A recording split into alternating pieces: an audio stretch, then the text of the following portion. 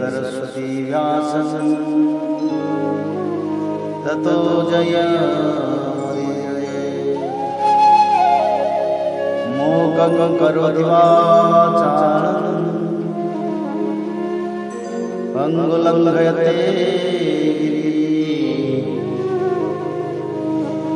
यत्कृपातमहं वन्दे परमानन्दमाधवो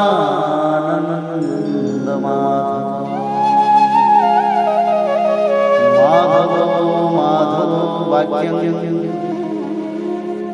माधवो हरि परन्ते साधवा नित्यं सकलकार्येषु श्रीमद् भागवत महापुराण अथ सप्तमो अध्याय राजा त्रिशंकु और हरिश्चंद्र की कथा। श्री सुखदेव जी कहते हैं, परीक्षित, मैं वर्णन कर चुका हूँ कि मानधाता के पुत्रों में सबसे श्रेष्ठ अम्बरीश थे। उनके दादा युवनाश्रव ने उन्हें पुत्र रूप में स्वीकार कर लिया। उनका पुत्र हुआ यौनाश्रव और यौनाश्रव का हारित। मानधाता के वंश में ये 3 अवान्तर गोत्रों के प्रवर्तक हुए। नागों ने अपनी बहन नर्मदा का विवाह पुरुकुत्स से कर दिया था। नागराज वासुकी की आज्ञा से नर्मदा अपने पति को रसातल में ले गई। वहां भगवान की शक्ति से संपन्न होकर पुरुकुत्स ने वध करने योग्य गंधर्वों को मार डाला। इस पर नागराज ने प्रसन्न होकर पुरुकुत्स को वर दिया कि जो इस प्रसंग का स्मरण करेगा वह सर्पों से निर्भय हो जाएगा। राजा पुरुकुत्स का पुत्र त्रसदस्यु था। उसके पुत्र हुए अनरणय, अनरणय के हरेश्व, उसके अरुण और अरुण के त्रिबंधन हुए। त्रिबंधन के पुत्र सत्यव्रत हुए। यही सत्यव्रत त्रिशंकु के नाम से विख्यात हुए। यद्यपि त्रिशंकु अपने पिता और गुरु के शाप से चांडाल हो गए थे, परंतु विश्वामित्र जी के प्रभाव से वे सशरीर स्वर्ग में चले गए। देवताओं ने उन्हें वहां से धकेल दिया और वे नीचे को सिर किए हुए गिर पड़े, परंतु विश्वामित्र जी ने अपने तपोबल से उन्हें आकाश में ही स्थिर कर दिया। वे अब भी आकाश में लटके हुए दिखते हैं। त्रिशंकु के पुत्र थे हरिश्चंद्र। उनके लिए विश्वामित्र और वशिष्ठ एक दूसरे को शाप देकर पक्षी हो गए और बहुत वर्षों तक लड़ते रहे।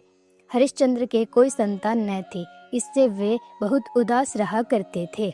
नारद के उपदेश से वे वरुण देवता की शरण में गए और उनसे प्रार्थना की कि प्रभु मुझे पुत्र प्राप्त हो। महाराज, यदि मेरे वीर पुत्र होगा तो मैं उसी से आपका यजन करूंगा। वरुण ने कहा, ठीक है। तब वरुण की कृपा से हरिश्चंद्र के रोहित नाम का पुत्र हुआ। पुत्र होते ही वरुण ने आकर कहा, हरिश्चंद्र, तुम्हें पुत्र प्राप्त हो गया, अब इसके द्वारा मेरा यज्ञ करो। हरिश्चंद्र ने कहा, जब आपका यह यज्ञ पशु रोहित 10 दिन से अधिक का हो जाएगा तब यज्ञ के योग्य होगा। 10 दिन बीतने पर वरुण ने आकर फिर कहा, अब मेरा यज्ञ करो। हरिश्चंद्र ने कहा, जब आपके यज्ञ पशु के मुंह में दांत निकल आएंगे तब वह यज्ञ के योग्य होगा। दांत उग आने पर वरुण ने कहा, अब इसके दांत निकल आए, मेरा यज्ञ करो। हरिश्चंद्र ने कहा, जब इसके दूध के दांत गिर जाएंगे तब यह यज्ञ के योग्य होगा। दूध के दांत गिर जाने पर वरुण ने कहा, अब इस यज्ञ पशु के दांत गिर गए, मेरा यज्ञ करो। हरिश्चंद्र ने कहा, जब इसके दोबारा दांत आ जाएंगे तब यह पशु यज्ञ के योग्य हो जाएगा। दांतों के फिर उग आने के बाद वरुण ने कहा, अब मेरा यज्ञ करो। वरुण जी महाराज, क्षत्रिय पशु तब यज्ञ के योग्य होता जब वह कवच धारण करने लगे। परीक्षित, इस प्रकार राजा हरिश्चंद्र पुत्र के प्रेम से हीला हवाला करके समय टालते रहे। इसका कारण यह था कि पुत्र स्नेह की फांसी ने उनके हृदय को जकड़ लिया था।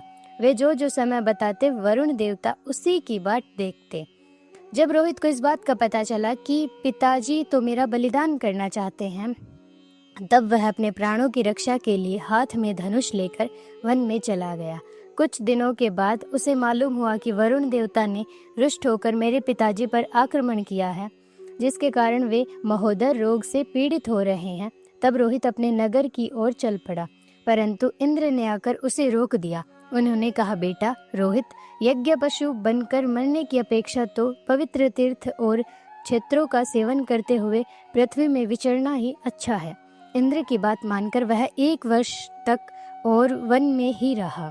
इसी प्रकार दूसरे, तीसरे, चौथे और 5वें वर्ष भी रोहित ने अपने पिता के पास जाने का विचार किया, परंतु बूढ़े ब्राह्मण का वेश धारण कर हर बार इंद्र आते और उसे रोकते थे। इस प्रकार 6 वर्ष तक रोहित वन में ही रहा।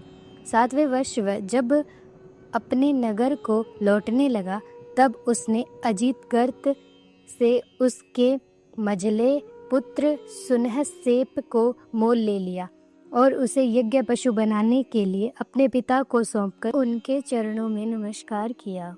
परम यशस्वी एवं श्रेष्ठ चरित्र वाले राजा हरिश्चंद्र ने महोदर रोग से छुटकर पुरुषमेध यज्ञ द्वारा वरुण आदि देवताओं का यजन किया। उस यज्ञ में विश्वामित्र जी होता हुए परम संयमी जमदग्नि ने अधर्व्यू का काम किया। वशिष्ठ जी ने ब्रह्मा बने और अयाश्य मुनि सामगान करने वाले उद्गाता बने। उस समय इंद्र ने प्रसन्न होकर हरिश्चंद्र को एक सोने का रथ दिया था। परीक्षित, आगे चलकर मैं सुनहसेप का महात्म्य वर्णन करूंगा। हरिश्चंद्र को अपनी पत्नी के साथ सत्य में दृढ़ता पूर्वक स्थित देखकर विश्वामित्र जी बहुत प्रसन्न हुए। उन्होंने उसे उस ज्ञान का उपदेश किया जिसका कभी नाश नहीं होता। उसके अनुसार राजा हरिश्चंद्र ने अपने मन को पृथ्वी में, पृथ्वी को जल में, जल को तेज में, तेज को वायु में और वायु को आकाश में स्थिर करके आकाश को अहंकार में लीन कर दिया। फिर अहंकार को महतत्व में लीन करके उसमें ज्ञान कला का ध्यान किया और उससे अज्ञान को भस्म कर दिया। इसके बाद निर्वाण सुख की अनुभूति से उस ज्ञान कला का भी परित्याग कर दिया और समस्त बंधनों से मुक्त होकर वे अपने उस स्वरूप में स्थित हो गए, जो न तो किसी प्रकार बतलाया जा सकता है और न उसके संबंध में किसी प्रकार का अनुमान ही किया जा सकता है। इति श्रीमद्भागवते महापुराणे पारमहंस्यां संहितायां 9 स्कन्धे हरिश्चन्द्रोपाख्यानं नाम 7मोऽध्यायः।